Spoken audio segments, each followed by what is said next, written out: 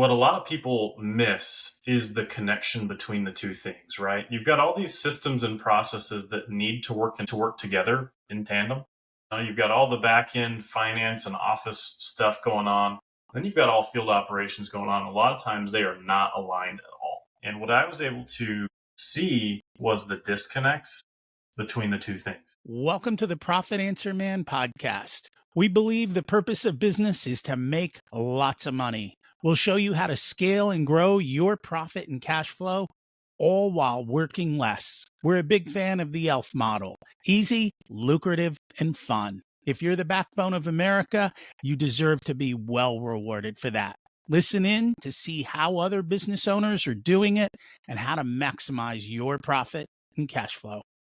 Welcome to the Profit Answer Man, Dustin Young. It's great to have you join us today. Good to be here, Rocky. Appreciate you having me on. Can you share a little bit about yourself and your business? Yeah, man, I don't know how personal we want to go here, but I'm a fractional CFO specifically for the construction industry. I work with subcontractors and general contractors that are doing anywhere from $3 to $5 million all the way up to about $30 million in annual revenue. I help them get clarity on their numbers, make smarter decisions, and figure out how to grow and not let the business run them at the same time. It's true of every type of business. It doesn't matter what kind. Question though, because you deal with subcontractors, I find they don't tend to have the pricing power. Mm-hmm. That others have. And it's a question of when do I get paid? How have you been able to overcome that? It is a really tough one. You know, the GC kind of has all power, right? They have the master contract, so to say, of the project. And there's almost always terms in there that say, hey, we'll pay you subcontractor when we get paid from whoever hired us, who gets paid from whoever hired them, right? It's like this big long line of waiting. Something that we do to overcome that, number one, is just planning for it, right? Like having a forecast that says, okay, we know that these jobs will be done in 30 days and we don't get paid another 60 after that. So we have to plan accordingly. That's the biggest thing. And the other piece of it is just actually negotiating with the contractors, right? A lot of times we just get a job sent to us, we bid it really quick and they accept it and that's it. And like, we don't even think. But if we actually go back and communicate with them before we sign something, then there's usually a little bit more leeway than what we thought. I'm laughing because that was my question to you is, do they know what the payment terms are before they sign the contract? Usually not, no. So I often either find out after the fact or I'm pushing them really hard. Hey, send me the contract, send me the contract, send me the contract so I can look at this and we can actually have that information up front. Sometimes it's not that big of a deal, right? Like if they've got enough money in the bank, we can forecast it, not as big of a deal. But a lot of times these guys, you know, they don't have the money in the bank to be able to fund payroll for freaking 90 days before they get paid. So it's a big deal. And that kind of determines, is there enough juice in this contract to make it worthwhile? Because if it's a tight number and it's 90 days, then it's like, you know what? I'm better off just skipping it. Because it's not just I'm tied up with this contract.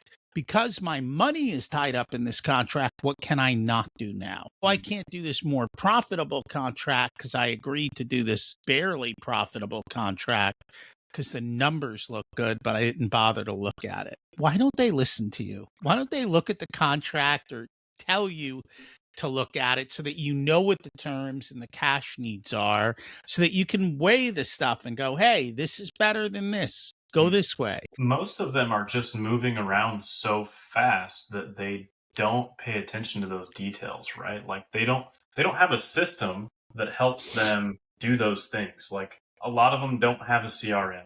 A lot of them don't have a good project management tool. A lot of them don't have the right ERP, you know, that helps them keep track of all the details that are going into these things. And so they're just kind of willy-nilly sending out bids, getting stuff signed, going and doing the work, and then hoping it all works out after the fact. It does until it doesn't. Yeah. Right. And depending on who you're signing contracts with, if they're not financially stable, then you put yourself at far greater risk. Absolutely. Yeah, there's definitely some due diligence to be done on both sides of that. It is common for the larger contractors. They will actually collect your financials, right? To in their vetting process for their subs, they will actually collect your financials to make sure that you are, I want to say, worthy, to go and do work for them. And I think on the flip side of that, not that subs are going to go to a GC and say, "Hey, send me your profit and loss," but they could do some research online, right, and look at reviews and all these different things to try and make sure, like, is this someone I should actually be doing work for? Do the subs usually send over their P&Ls for the GC, or like what exactly are they sharing? Yeah, sometimes. So on some larger projects like big neighborhoods, the GC will request a year or two of financials to make sure that they're like a,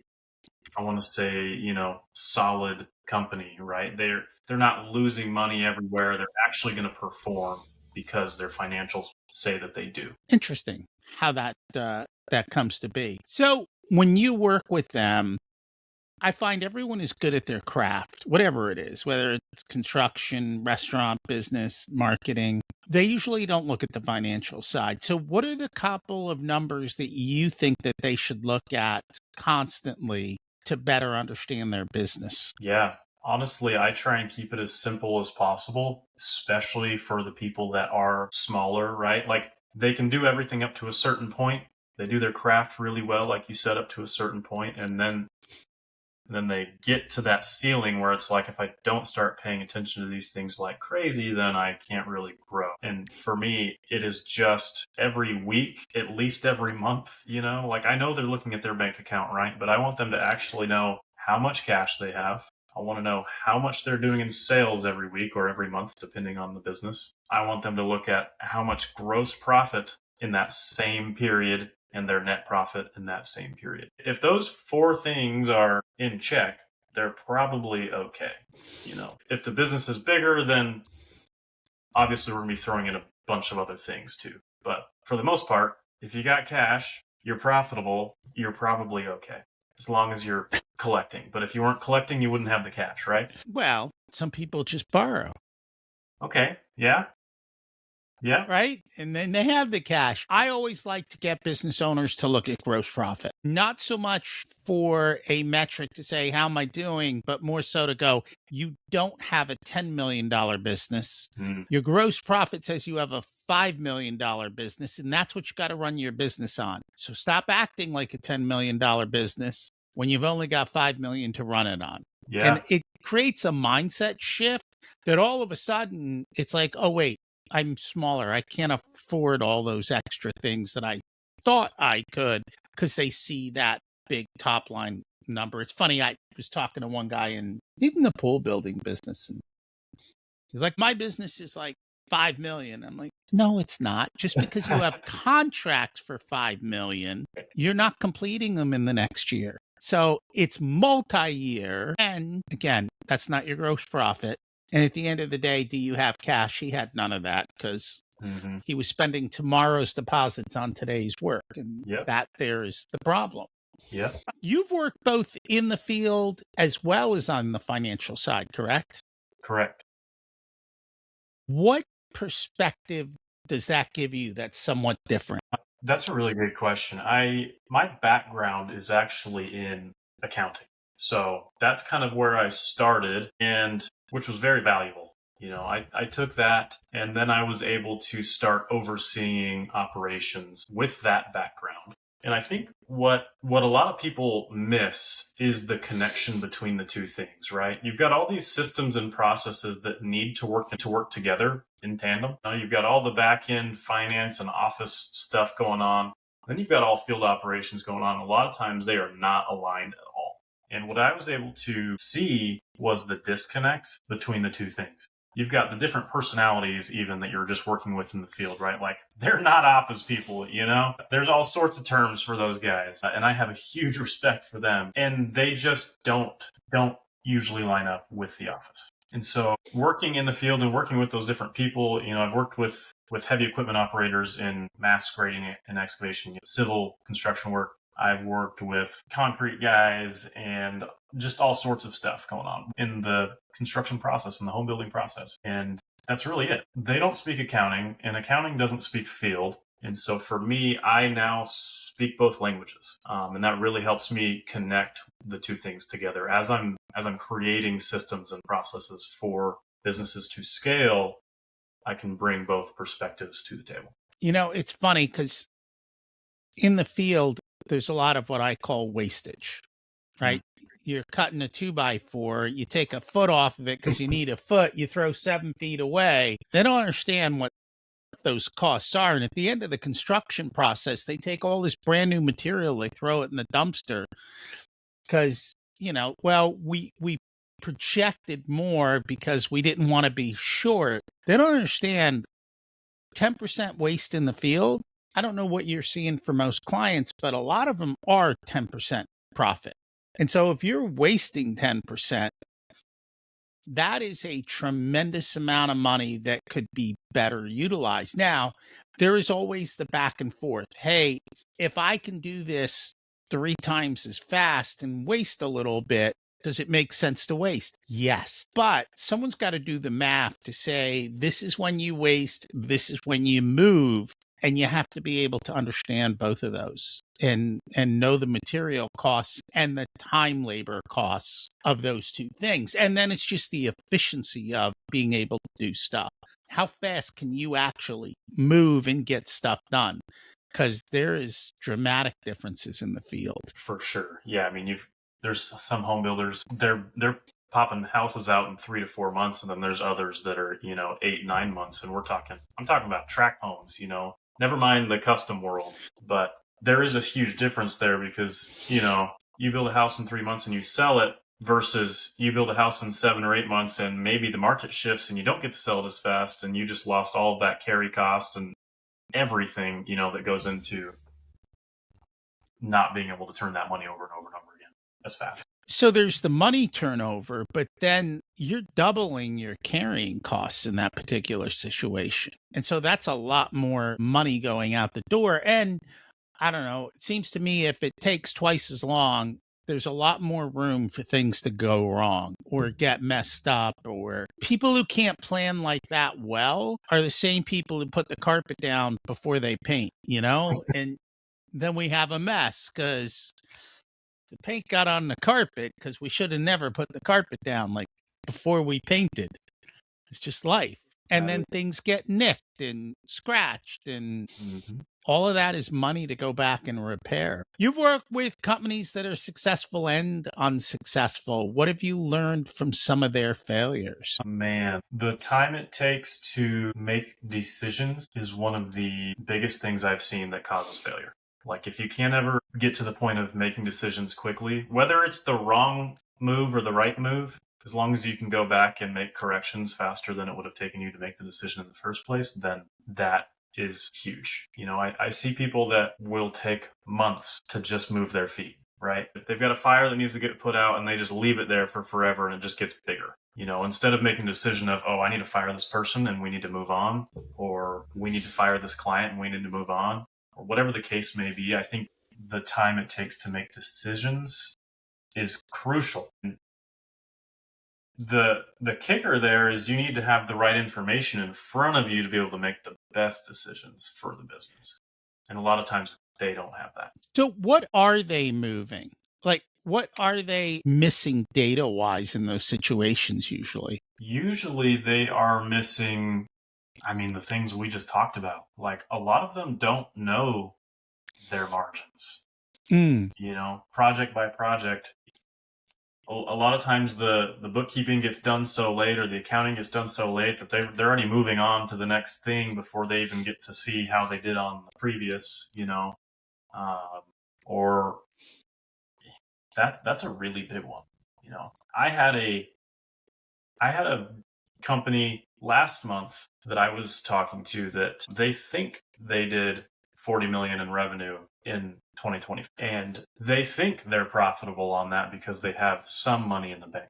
But they have no idea project by project. And these are big projects. Like they're doing apartment complexes. They're a trade that works in apartment complexes mainly. And they think that's how much they did last year. And I've been told that a lot of times, our books are so late, we don't even know, we're just How flying did by the they seat of our do? pants. Or do you not know? What's that? How did they do, or do you not know? Still don't know. Books are still not done. Well, I mean, how far back are they not done? Are we talking December books, or are we talking like? No, they are 6 months behind. How do you make decisions when you're that far behind? Pretty much impossible. Okay. I mean, maybe not Why are they impossible. working with you?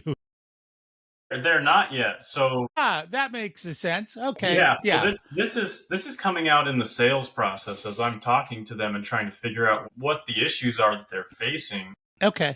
That was like the first thing they told me. Yeah, that's not unusual. So we talked about problems. Are the problems that they stall on the most people problems or other kinds of operational problems? People and technology both are pretty high up there, but I would say the ones that cause the most, the hardest issues to tackle involve people. Okay. You've got someone you've built a relationship with, then all of a sudden they break your trust, and you don't want to let them down still. Someone goes and wrecks your truck because they were, I don't know, drinking and driving in the company truck. But you've had this relationship with this guy for the last 10 years, right? They did a really good job, and then all of a sudden they do something stupid. And obviously the right thing to do is fire them.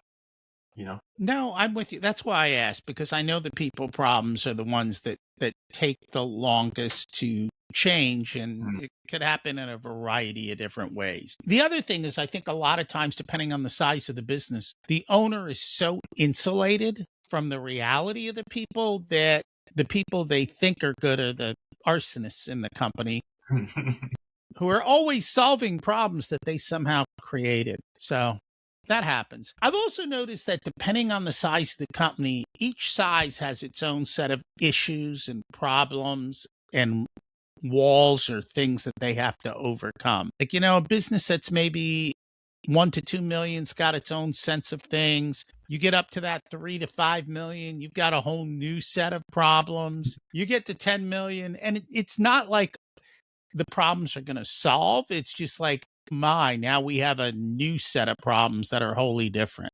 What have you found? The smaller companies have a lot more little problems, that you and I might think are easy to solve. And the bigger they get, the bigger the problems get, as in the more difficult they are to solve usually.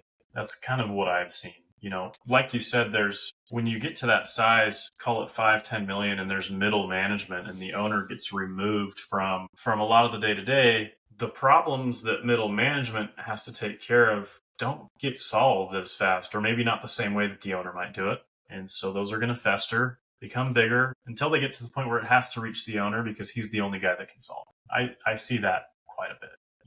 It seems like the bigger the business, the bigger the problems. You start having lawsuits and things like that. That really, when you're $1 million guy and you're just shaking everyone's hands and making everybody happy, usually lawsuits aren't there as much, right? So that's one of the big ones. I don't know if people realize one of the top ways to prevent lawsuits is to be nice and to listen to people and acknowledge their pain, and they'll forgive you. Now, I'm not going to say everyone will, but it tends to go a lot better that way. And you're right. A small problem in a small outfit requires a small solution. But when you have a small problem in a big outfit that gets done 1,000 times over, and now you got to go fix the same small problem 1,000 times over, that becomes big money, big problems, and so forth. And everything just scales, including the volume of the problem. And what I find is nobody wants to go back to the beginning and fix it now because we're too big and that's too complicated and we got to keep moving. And so it's that struggle that, because they didn't do it right to begin with, trying to go back and do the basics now is extremely difficult. Yeah. Just keep shoving it under the rug. We'll deal with that another day, until you can't. So you're talking to businesses that, like you said, 10 million, 20 million, 30 million. Are they enjoying their time freedom, or are they like grinding it out normally? When I first start working with them, that is usually like our focus. some of them want to be grinding still, right? Some guys are okay putting in 60, 70 hours a week, and some want to be 20, 30 hours and spending the rest of the time with their family. And that's what we figure out up front, because that tells me how we need to structure this business so that they can get what they want. You know, they started it in the first place because they wanted it to serve them. And majority of the time when we start working together, it's not going the way that they pictured when they first started it, right?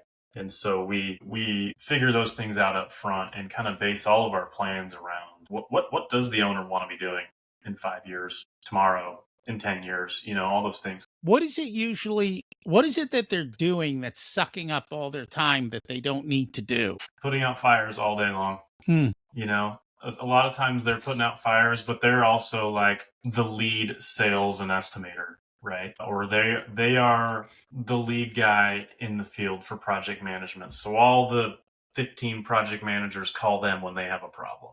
And it just, sucks up all their time. They have no time for business development. They have no time for really anything outside of that. They're stuck in the business, not working on it. Absolutely. Yep. What's the biggest thing that surprises you when you work with some of these companies?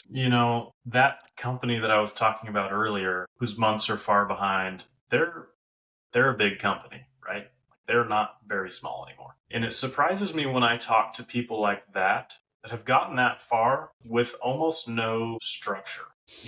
Like they don't have any middle management. They don't have systems for CRM. They don't have an org chart, right? Like simple stuff here, and most of these companies just don't, like they're good at concrete, or they are good at framing, or they're good at building houses. They are not good. And it's okay that they're not, right? But they are not good at structure. They're not good at systems. They're not good at accounting, all the back end stuff. Mm. And so I just get surprised, when I see these bigger companies that still have made it as far as they have without it. Because to me, it's like, dang, what if you implemented these things? Like, how much further could you go? It's like the sky's the limit at that point. Why do they fight you on implementing it, though? Because I know they do, because they fight me. Oh, yeah. Change is hard, right? Like they've been doing the same thing for a decade or 2 decades, and technology has evolved.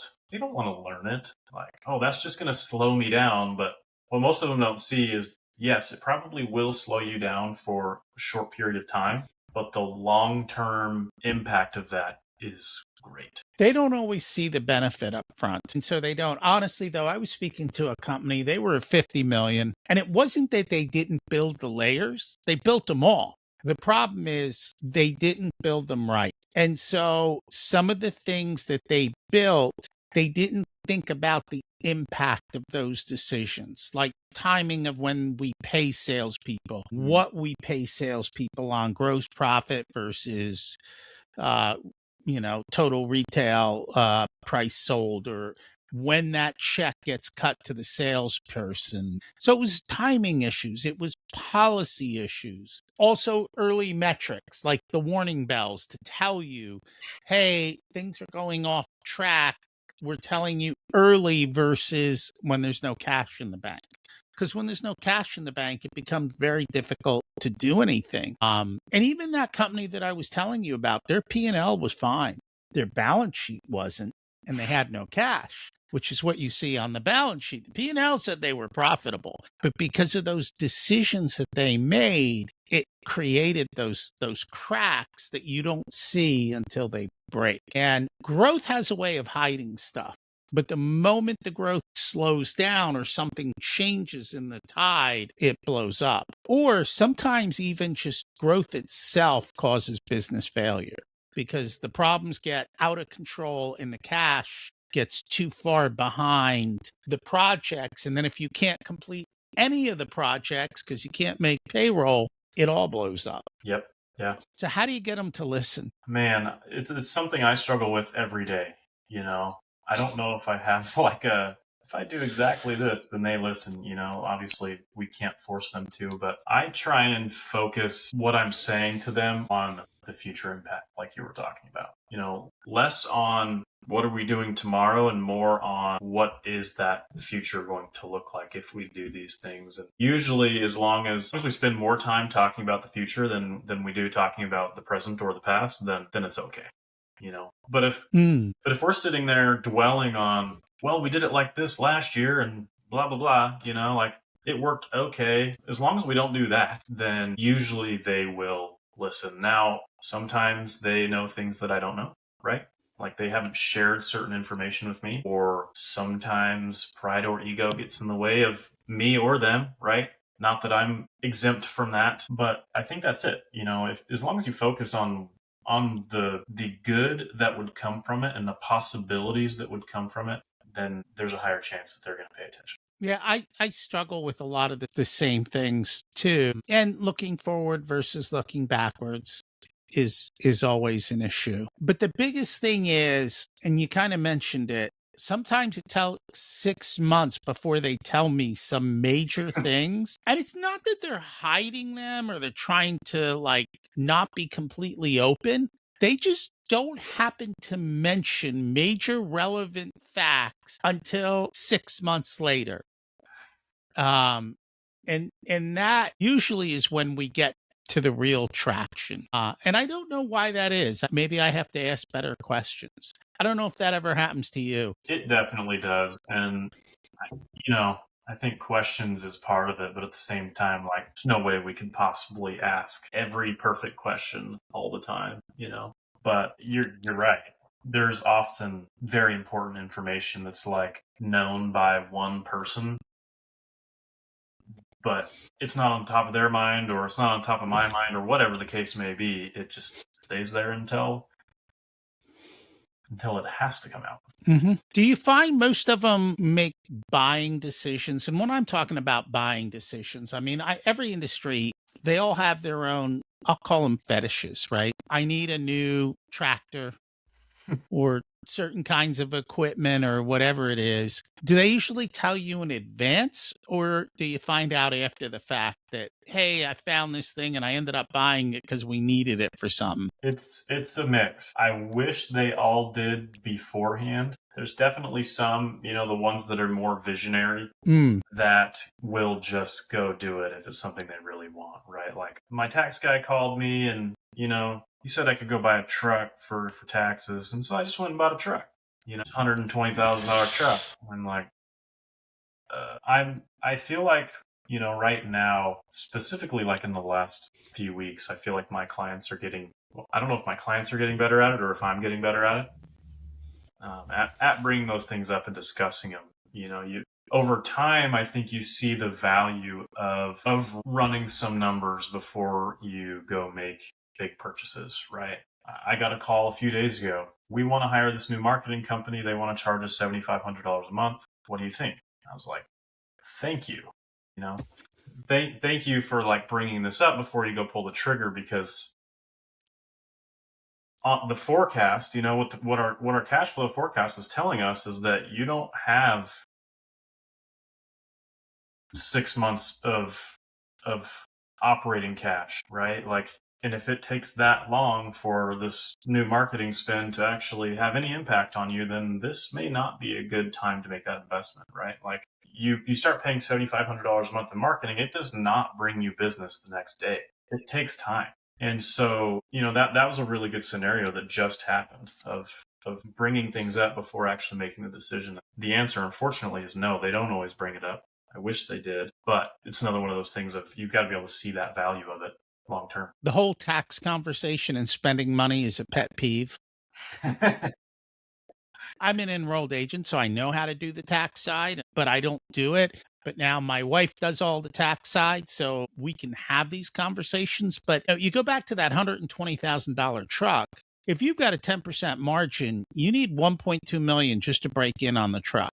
And so you pretty much just spent a whole lot of profit to buy a truck. And then you know what happens 6 months later?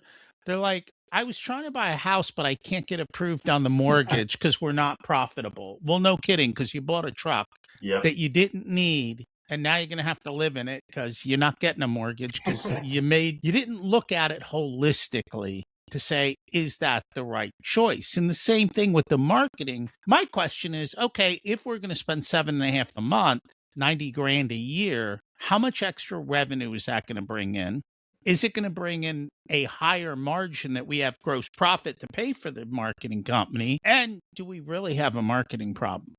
Like, is that, all they hear is more sales. We'll double your sales, but they don't hear the rest of the story to say, is that the right choice to make? And for me, that's the second pet peeve, bad tax advice, bad marketing advice. Both of those really suck up a lot of money. Oh, And yeah. so how do you do it correctly? Yeah. I mean, I've seen probably millions at this point be spent on marketing that just gets pissed in the wind. You find a new company and their website looks really cool, and they've made some really cool videos, and they come to you and say, hey, we're going to make you look like this, and everyone's going to flock to you. And then it doesn't happen, and you just wasted $60,000 like that, and it's kind of sad, but there's nothing you can do about it after the fact. Like, it's not something After the fact. that No. has any value afterwards, right? Like, the truck you could at least sell and maybe get something for, unless you're upside down on it, which you probably are. There is that. No, I agree with you on both of those things. And that's why when we do the math up front, they start to see, oh, that isn't the best decision. Maybe we should do something else. Or if we remind them, hey, you wanted XYZ, is this taking you closer or not? More often than not, these things are shiny objects. They're not taking you closer to where you want to be. They're pulling you further away. So how about we just not do it today? Yeah.